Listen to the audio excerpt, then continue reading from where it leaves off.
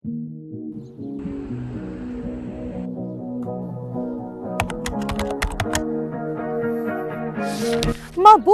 Ako si Melales Moras. Ngayong araw, bibisitahin natin ang ilang parke rito sa Beijing, China at tutuklasin natin ang magandang epekto nito sa mga tao.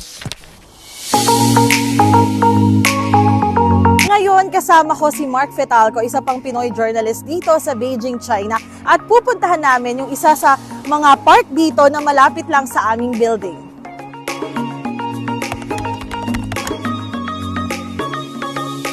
Let's go!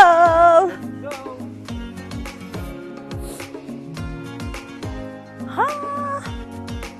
Kagandahan dito para kang tumatakbo. Dito sa parke na ito, may iba't ibang equipment na maaaring gamitin para makapag-ehersisyo. Marami ng pagpipilian, libre pa. Na-exercise nito yung mga braso at kilikili. Ngayon naman magtungo tayo sa Langyuan Park kung saan may iba't ibang establishmento at kainan.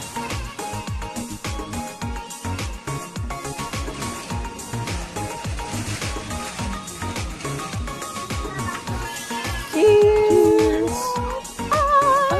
Kamusta ang lunch experience mo, Beshi? Yun, so far. How about so here? Grabe, busog na busog. Sobrang sarap na kinain natin. Siguro na-miss lang din natin yung Pilipinas. Oo. Kasi isa yun sa mga kinakainan namin sa Pilipinas. Para naman sa mahilig magbasa, mayroon ding library dito. Kung dog lover ka naman, sakto ang coffee shop na ito para sa'yo. Cheers!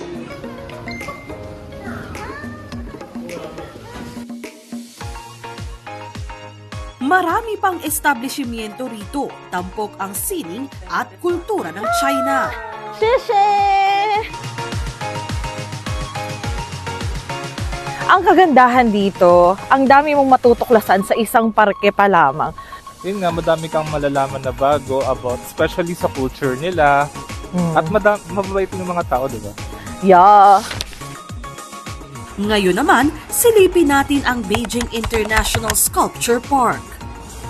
5 RMB kada tao ang entrance fee rito. Nasulit naman dahil sa dami ng sculpture sa paligid mula sa iba't ibang artist at maaari rin ditong tumakbo at mag-ehersisyo.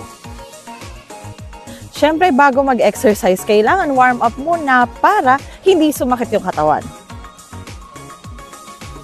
Let's go! Let's go, go, go! At syempre, kapag napagod sa pag-ehersisyo, meron din ditong kainan na pwedeng puntahan.